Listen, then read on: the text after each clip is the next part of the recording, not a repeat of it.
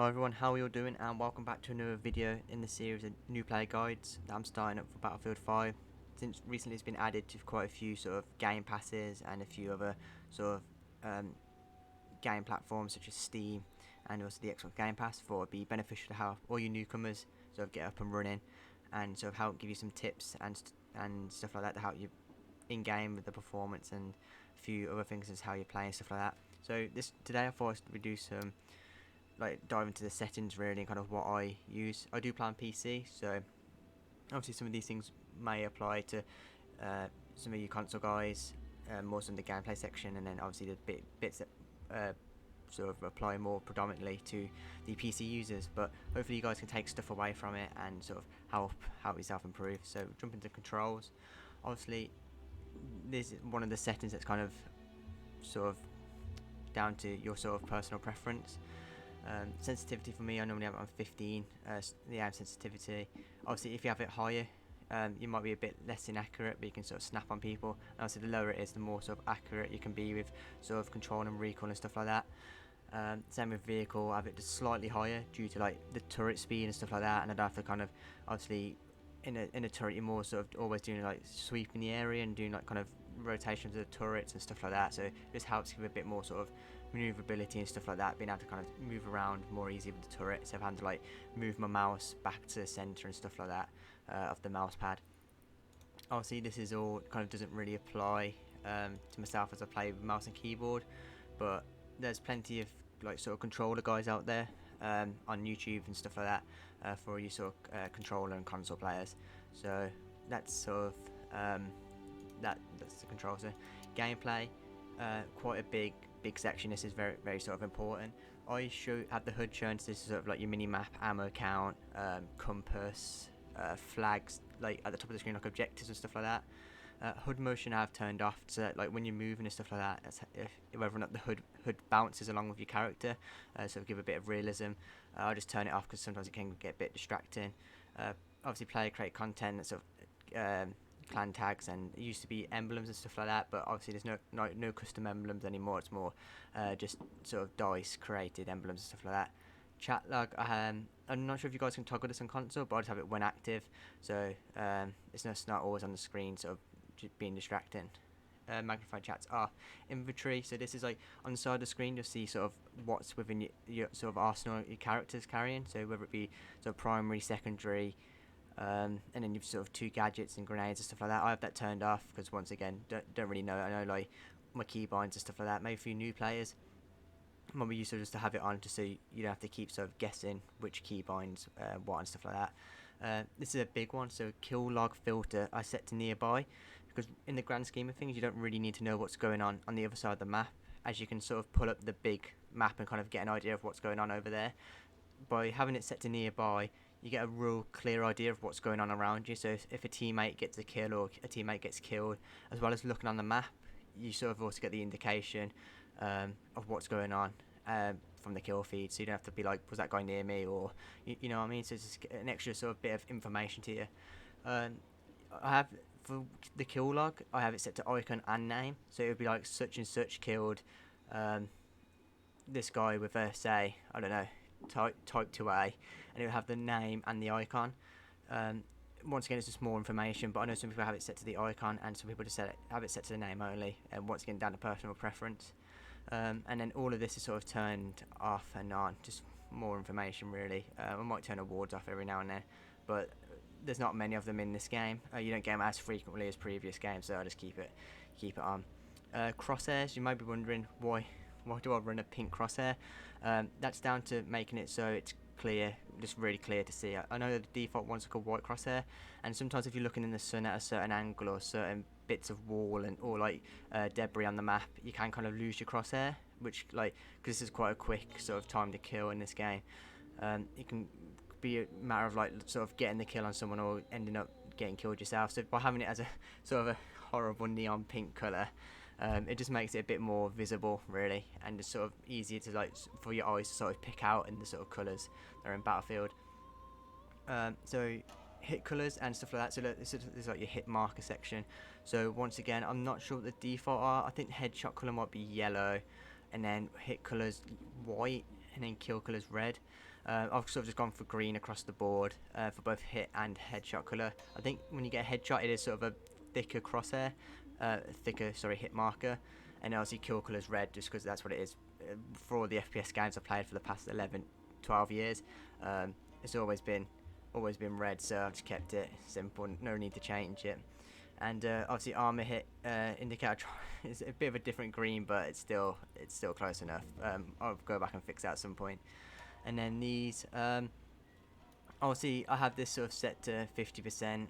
I think the default might be 100, but I'll just tone it down a bit because you can still see it clearly on 50%. This is the mini map, so like it rotates with you, so wherever you're looking on the crosshair, the map will rotate with you.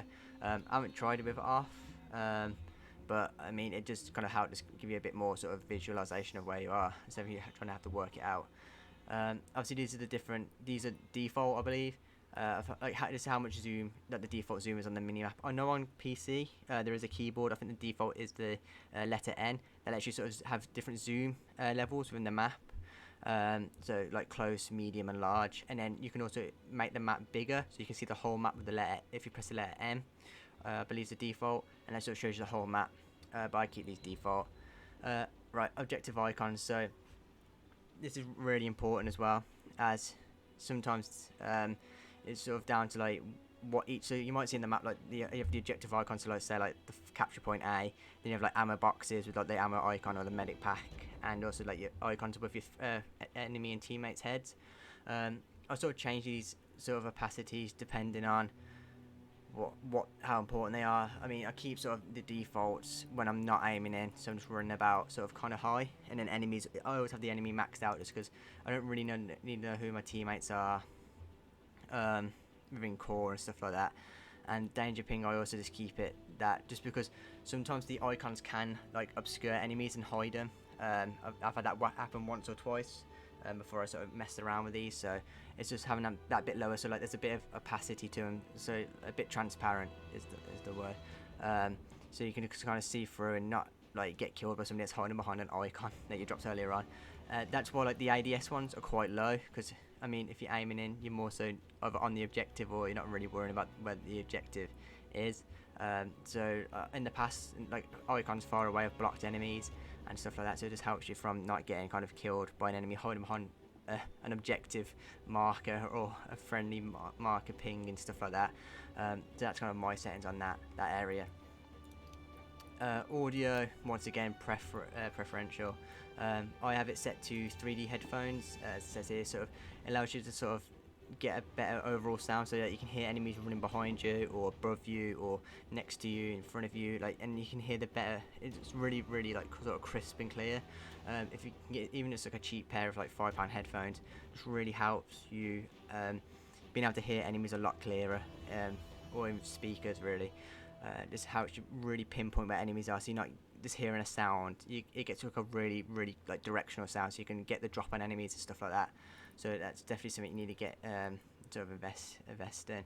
Obviously music, I turn this down as well. I know some people have it turned off, but I enjoy the epic music at the start and the music to finish off, so I have it a bit low just so I can hear it a bit, and then the rest is all sort of just default VoIP and stuff like that. And in-game announcers, that's like the guy announces like flags getting captured and score limit and stuff like that. Video, this is more so for PC players. I'm not sure what you can change on console, but I play 90 field of view, and brightness is 50%. Make sure your monitor, so if it's a 60 Hz monitor, it's set to 60 Hz, but if you have like the 144 Hz, 240, 360, I believe it goes up to now, just make sure with both within Windows and in game it's set to 100. Well, what your monitor refresh rate is. I've seen a few people that've got it sort of set it to like default when they've paid for the extra sort of hertz, and it's been funny when they found out. All this is turned off. If motion blur, I just have that turned off. It gets a bit sickly sometimes. It's a bit annoying. And this is all turned off. On the campaign I had it all maxed out. Same with graphics on the advanced section. I play mainly all on low, texture quality and texture filter, and I have a medium, but I just have it all on low to get more FPS and sort of hide sort of more, because sometimes it is hard to see enemies in this game. I don't know how much having it on low quality helps, but it sort of helps get the more FPS and sort of make it so it's just easy to spot people and stuff like that. If you're new to the game, I recommend playing the first few on sort of the max sort of graphic settings you can, just to get, because even on low, this game is beautiful, but just get a proper true kind of experience, even if it's just in the campaign, and then when you play multiplayer, just turn it down to low, just to help you get the more sort of FPS out of it, and all that. And then once again, still all sort of default and all that. And then key bindings, once again, it's all sort of subject up to you, your preference, down to your preference. The only thing I would say to watch out for is when you set this to like sort of the interact keys, is that last time I did it, so if this was a few like last year, it didn't change for each. I had to manually go to each tab and make sure that the like the exit vehicle and enter vehicle was changed to the button I used, because I like entered a vehicle and I couldn't exit it because it was like set to, it was like bound to E, so I had to go through and manually change it. So just watch out for that. But yeah, the rest is all sort of down to your preference and what you prefer using. So I hope that helped. If it did, make sure to drop a like, comment and subscribe. Also follow me on Twitch, Twitter and Instagram for all things about myself, like keep up to date with what's going on. And yeah, if you enjoyed the video, I'll let you get on with it. Make sure to drop a like. And yeah guys, I'll catch you in a bit. Have a good one.